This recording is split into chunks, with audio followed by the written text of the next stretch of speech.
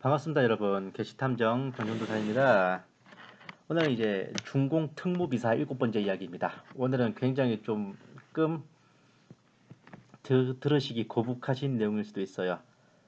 이것을 듣기에도 거북한 내용을 직접 제 목소리로 읽어야 하는 저는 가슴이 찢어집니다. 예. 제목하여 상해지옥의 윤관고문이라는 제목입니다. 제목부터 빡세요.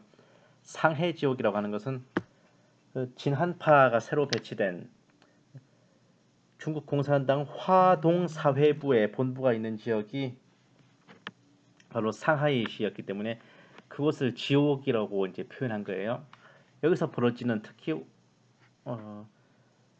여자 죄수들에게 행했던 그런 악랄한 고문에 대해서 이제 증언하는 내용입니다. 이제 이야기 속으로 들어가 보겠습니다.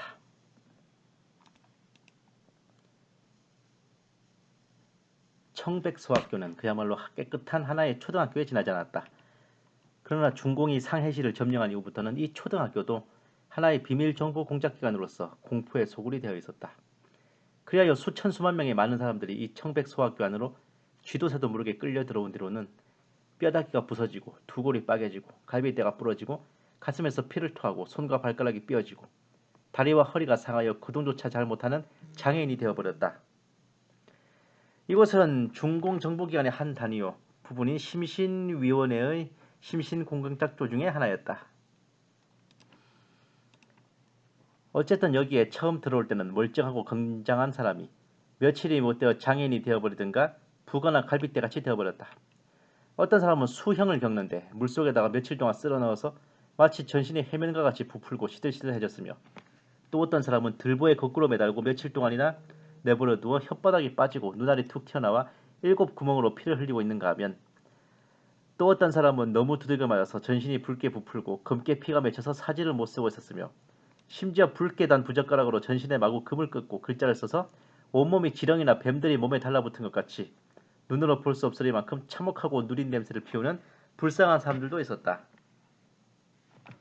죄야 있던 어떤 이 초등학교에 단 4, 5일 동안이나 열흘 보름만 있다가 나가더라도 여기서 정신적으로나 육체적으로 시달려서 장애인이 되거나 송장이 되어 나가며, 이곳에 들어올 땐 제발로 걸어 들어오던 사람들이 나갈 때는 자동차를 타지 않으면 들것에 담겨 나가든지 또는 연구차에 실려 나가는 것이었다. 이와 같이 범인이나 혐의자에게 고문과 독형을 하는 심신공작조는 여러 곳이 있었으나 그 공작 방법은 모두 다르며 한결같지는 않았다. 이 기간은 대외적으로는 극비에 붙여져 있었으며, 사람들이 붙들려 들어올 때도 검은 수건으로 두 눈을 가리고 자동차도 검은 커튼을 내리고서 캄캄한 밤중에만 사람들이 들고 나고 하기 때문에 그야말로 쥐도 새도 모를 지경이었다.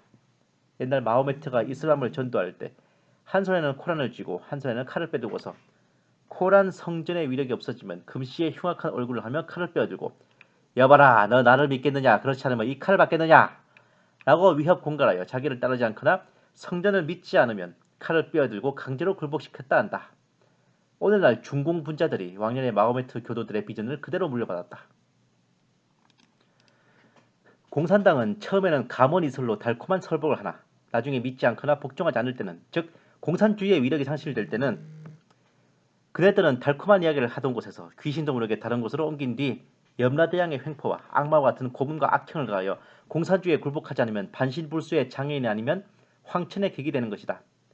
그러나 유당과 같이 달콤한 말에 설복도 안 되고 혹독한 악행에도 굴복당하지 않는 꿋꿋한 사나이, 절개가 강한 사람은 1000명, 10,000명의 한두 사람 정도였다.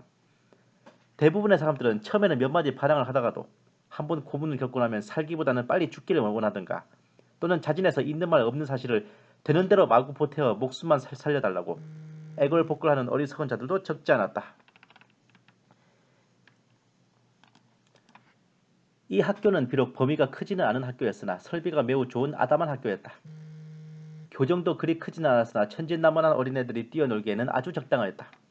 그 천사들의 놀이터였던 운동장이 오늘에 와서는 중공을 반대하는 모든 사람들에게 하나의 혹독한 형장으로 되어버렸다. 어린애들이 즐겁게 뛰놀던 그 운동장이 지금은 일광형, 설형, 풍형, 우형, 수형, 빙형 등 가지가지의 악형에 못 이기는 남녀노소의 죄수들의 형장으로 고문장소로 변하였으니 세월이 변하면 모두가 변하는 법인 모양이다. 옛날에는 노래를 가르치고 글을 가르치고 그림을 가르치던 평화롭고 즐겁던 교실에 지금은 각종 형구를 보관하든가 고문과 신문하는 간부들의 숙소로 되어 있었고 한 방은 의무실 또 한 방은 사무실로 되어 있는 외에는 전부 죄수들의 간방과 취조실이 되어 있었다. 대부분이 옛날에 구식 형구로서 보잘것없었으나 내가 상해를 떠날 무렵 소련의 고문 전문가가 한 명 와서 그의 지도하에 모든 형구와 고문 방법을 기계화, 과학화, 기술화하였으며 전기 고문대 같은 것도 장치하여 놓았다. 그리고 이 심신 공작조의 책임자는 왕정희 정권 시대의 76호에서 트럼프 타살 사건의 장본인이었던 요휘림이었다. 그는 귀골이 황소같이 장대하고 육중한 몸집이었으며 큰 얼굴에 눈은 말눈깔같이 크고 두 눈썹은 길고 굵어서 일견해서 사람 됨됨이가 조악하고 살인 흡혈귀 같은 인상이었다. 그는 왕년에 일본의 한간 노릇을 하면서 수없이 양민을 괴롭히다가 일본이 패전 항복을 하게 되자 재빨리 중공과 선을 달고 양범의 신복 부하인 전군에게 진공하고 산동의 중공 지역으로 가서 염라대왕 노릇을 해오던 자였다. 오늘날 양범을 따라 상해로 돌아와서는 혁명 영웅으로 자처하고 기고만장하여 그 횡포와 악독함은 전에 몇 배나 지독하게 되었다. 나는 그와 업무상의 관련이 있어 가끔 자리를 같이 하는 때가 있었는데 어느 날 그는 공작 이야기가 끝나고 문제를 해결한 뒤에는 나의 세 다리 같은 손목을 되는 대로 틀어잡고 바나 커피숍으로 들어가서 술잔을 기울이든가 커피잔을 들고 제멋대로 씨부리는 때가 많았다. 그는 이야기에 신이 나면 보밀제도의 기밀이나 습관은 아주 잊어버린 양 그 내용과 범위에 구애됨이 없이 되는 대로 내까렸다. 진동무, 당신 한번 맞춰보시오. 비록 나의 직책이라고는 하지만 그와 같은 형벌을 주는데 나는 괴로움을 느끼는 것이 이만저만이 아니니 말이오. 뭐 그야 물 먹이는 거겠지요? 아니요. 그게 무슨 곤란이 있겠어. 우리는 일본이 영도하던 시대부터 그런 것쯤은 아주 노련해서 아무것도 아니지요. 상사의 명령만 있으면 언제나 범인을 바닥에 뉘어놓고서 수도 호스를 그놈의 목구멍에다가 틀어막고 수도꼭지만 틀어놓으면 그저 그만이요. 만일 물이 그놈의 배에 가득 차면 구두발로 배를 몇 번 꽉꽉 누르면 물을 모두 토하지요. 그래도 실토를 하지 않으면 물을 또 먹이고 토하게 하여 그놈이 실토할 때까지 되풀이하면 그만이요. 내가 상해에 와서도 몇백 몇천의 완고한 반동분자를 굴복시켰는지 몰라요. 그까짓 것은 아무것도 아니나 내가 이번에 골머리를 앓은 것은 여자를 고문하는 것이었어. 그건 참 곤란하다던 걸. 뭐요? 여자 다루기가 곤란하다고? 그것도 보통 여자 특무공장 같은 것은 문제도 안 돼요. 대체로 그녀들은 남자들보다 저항력이 약해요. 고문도 별로 힘들 것은 없고 가령 저통에다가 침질을 한다든가 물바가지나 먹이면 되는 것이고 좀 완강한 악질이라고 하더라도 되게 음형만 하면 그만이요. 가령 음보를 불로 지진다든가 붉게 달아오른 철봉으로 음도나 자궁을 쑤셔준다든가 고춧가루나 솜방망이를 틀어막아주든지 하면 견뎌내는 것이 없어요. 그러나 한 번은 염라대왕 양범으로부터 전동물을 통하여 직접 구두 지시를 받고 여자 죄수를 한 명 인수받았는데 그건 참 곤란했어. 나는 그 여자에게 그런 형벌을 주라는 명령을 받고는 아주 당황하고 무서웠어.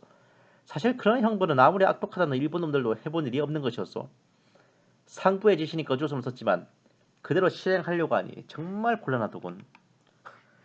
여동무 좀 돌았군요. 어? 뭐가 어때서 이야기를 하다가 그만두고 그렇게 망설이는 거요? 그건 낯간지럽지 않소? 그럼 내 이야기하기로 하죠.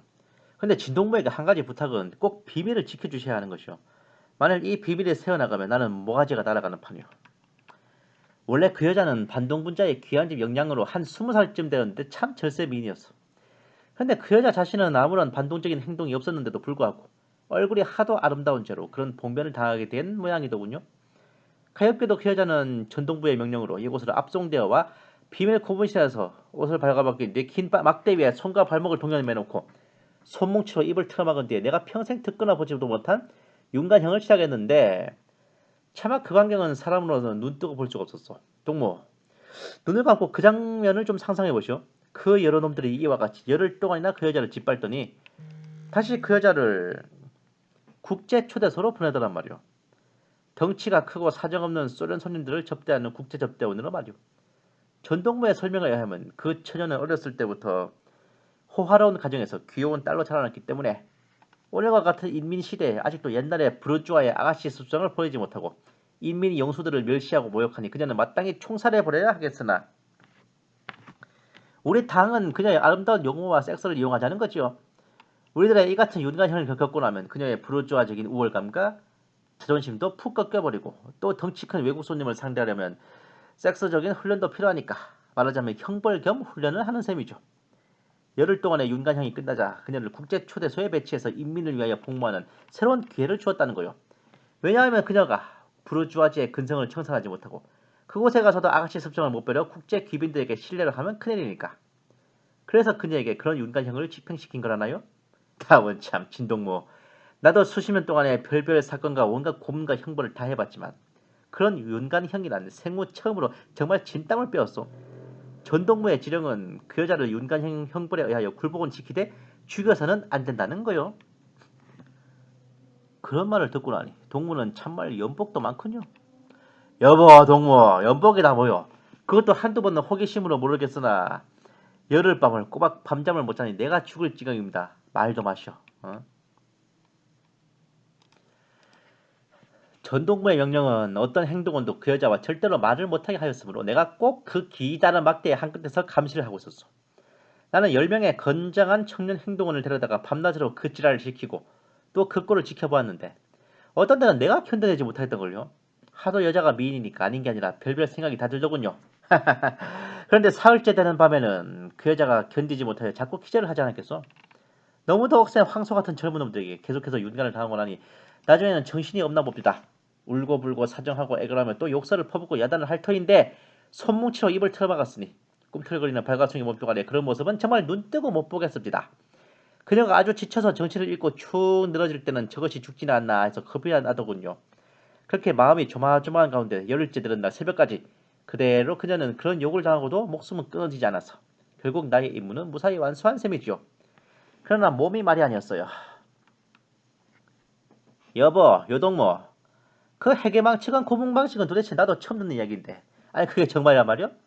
그럼 전동무가 말하는 그 여자가 모욕했다는 그 인민영수는 대체 누구요? 동무, 이거 참 술자석이니까 술 취하는 말이니 그거 믿고 안 믿고는 동무의 판단에 맡겨. 그거야 노형께서는 꼭 비밀만 지켜준다면야 그 인민영수가 누구라는 것도 말씀해 드릴 수 있고 말고요.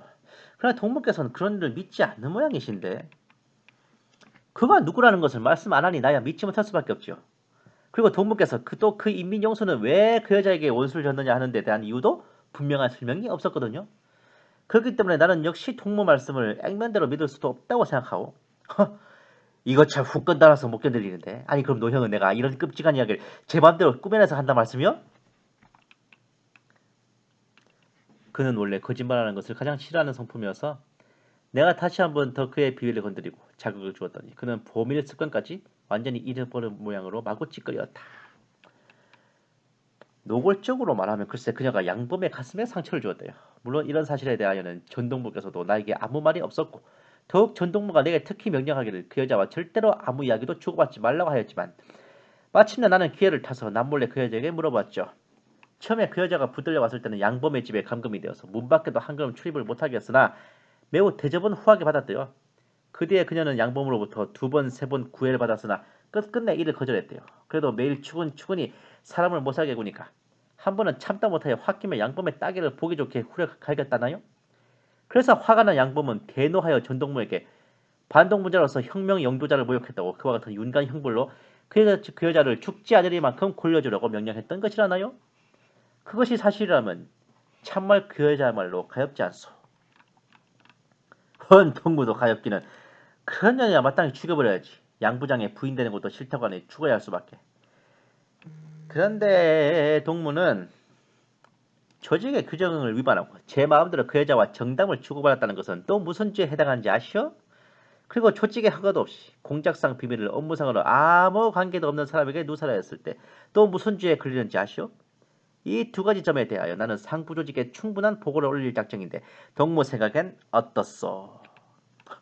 그렇게 되는 날이면 나는 볼장 타보는 것이죠? 그럼 동무, 내 그것은 묵살하기로 하는 대신에 매 주일마다 한 번씩은 요리집으로 나를 청하기로 맹세하시오. 나는 너트로 웃음을 지으면서 그의 어깨를 두드렸다. 그는 내가 자기에게 농담을 하였다는 것을 깨닫고 저기 마음속에 안심이 되는 모양이었다. 아이 진동무 그것쯤이야 문제 있겠소? 그저 돈만 수중에 들어온다면 먹고 마시고 계집질하고 뭐야 못하겠소. 근데 요즘 그 특수 사업이 잘 안되는군요. 아직도 재물운이 올 때가 되지 않나 보죠. 그는 마치 변명 비슷한 얘기를 했으나 나는 아무런 대꾸를 하지 않았다. 털어놓고 말해서 나는 그네들 건달들과 하류 특무들의 이야기투가 비에 거슬렸다. 그러나 그의 고문 기술이 상당하므로 양이나 저는 그를 보배와 같이 아끼었다. 뿐만 아니라 그는 상해의 암흑사회와도 관계가 매우 깊었으며 아편과 모르핀 같은 약품 장사에 능란하였다.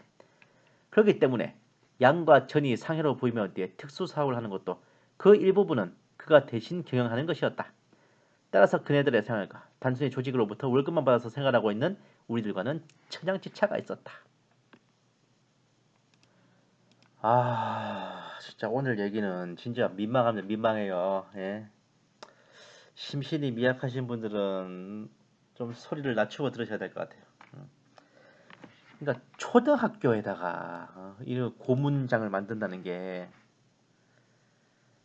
이게 진짜 공산당 놈들이 아니고서는 이런 생각을 어떻게 하겠냐고. 그게 학생들 공부한 이거 원래 책에는 국민학교라 적혀 있는데 제가 그냥 초등학교라고 이제 바꿔 적은 겁니다. 아이고 진짜 심신공작조 신문을 하고 신문을 하고 몸과 마음을 빠개버린다는 뜻이겠지. 수형이란 건 이제 물고문 하는 거예요. 이거 매다는 거. 들어올 때 두 발로 걸어왔다가 나갈 때는 네 발로 나가는 거다.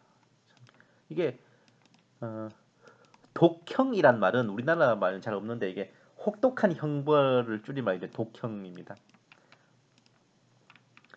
와, 이슬람하고 중공 분자들이 하는 짓이 통한다는 거는 제가 이 진한파 씨한테 처음 들었어요. 근데 되게 그럴듯합니다, 진짜. 이슬람이 하는 짓이나 공산 정권이나 뭐 그런.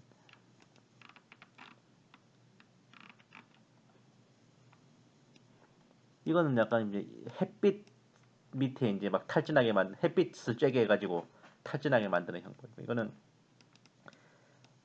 바람을 맞게 하는 거나 이거는 눈을 맞게 하는 거, 비 맞게 하는 거. 물고문 막 얼음찜질하는 고문까지. 아, 공부하던 교실에 이제 완전히 고문 장소를 만들어 놓으니까 참, 참 좋은 걸 기계화, 과학화, 기술화했습니다, 진짜. 예? 이 요휘림이라는 사람이 오늘의 이제 화자인데 왕정이 정권 시절에 이제 정부기관에서 근무했던 고문 기술자예요. 이러던 놈이 일본 왕정이 정권 자체가 일본의 괴뢰 정권이니까 원래 일본 앞잡이 노릇 하다가 일본에 항복하자 재빨리 중공 밑에 빌붙어서 진공한다는 건 뇌물을 바친다는 말입니다. 일본 중공한테 붙어서 국공내전을 지난 뒤에 이제 막 혁명 영웅으로 자처한다는 지금 기가 막힌 얘기입니다. 거의 껍비딴리의 이인국 박사 중국 버전이야. 예.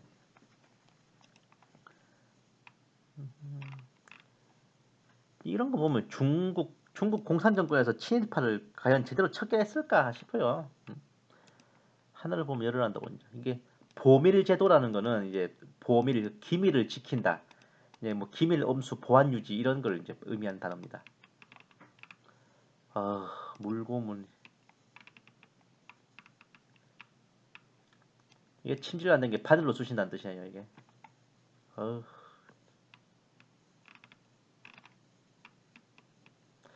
진짜 이게 영양이란 거는 남의 집 딸을 이제 높여 부르는 말입니다. 얼굴 예쁜 죄로 이제 죄도 없이 끌려와서 아주 어마어마한 짓을 당했죠. 국제 초대소라는 게 이제 외국에서 온 손님들을 접대하는 호텔을 이제 북한말로 초대소라 그래요. 국제 호텔이면 이제 외국에서 온 손님들을 접대하는 호텔인데 이제 소련에서 온 국빈들한테 성접대하는 그런 이제 도우미로 보낸 겁니다. 진짜 사악해. 이런 거를 정말 개인의 무슨 일탈이나 그런 것도 아니고 아예 이 당의 방침으로 이딴 짓을 한다는 거는 이 진짜 공산당이라는 것들이 얼마나 이제 비도덕적 퇴폐적인지를 보여주는 거죠. 이게 무슨 인민을 위해서 복무하는 거냐고 이게. 예. 아이고 진짜 열흘 동안이나 그렇게 이게 성폭행을 하고 진짜.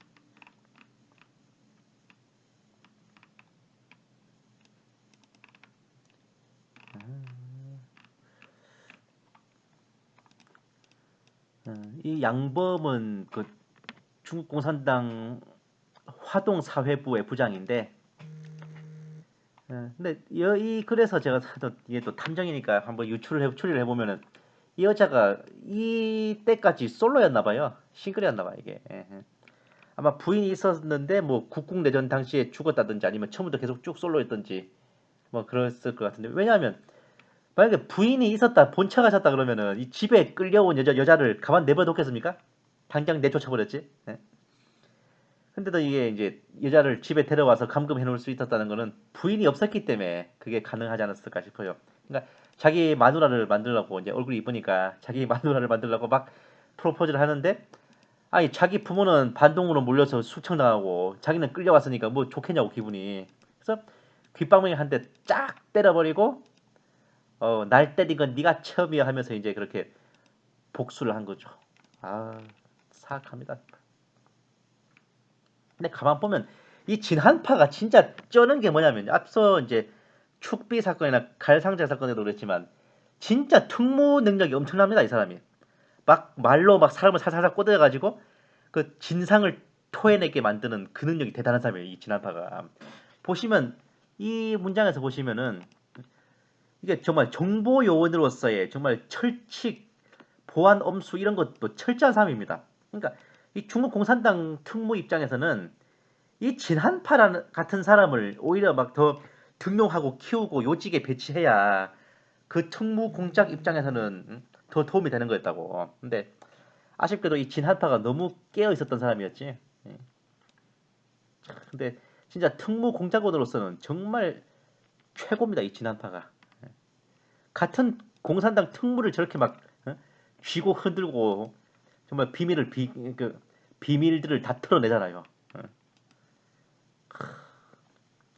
돈만 수중에 들어온다면 먹고 마시고 계집시라고. 이게 진짜 공산 마르크스주의자들도 이게 본색이라니까 이게. 상해 암흑 사회와도 이제 거래를 하고 아편 모르핀 마약 거래를 한다고. 누가? 공산당 특무가요. 이런 것들이 진짜 참 사악합니다. 사악해. 이 다음 편에도 이제 그 이 고문 기술자 요휘림의 증언이 계속 이어지는데, 고문 기술자에게도 나름의 고충이 있다는 참 이율배반적인 얘기가 이어지겠습니다.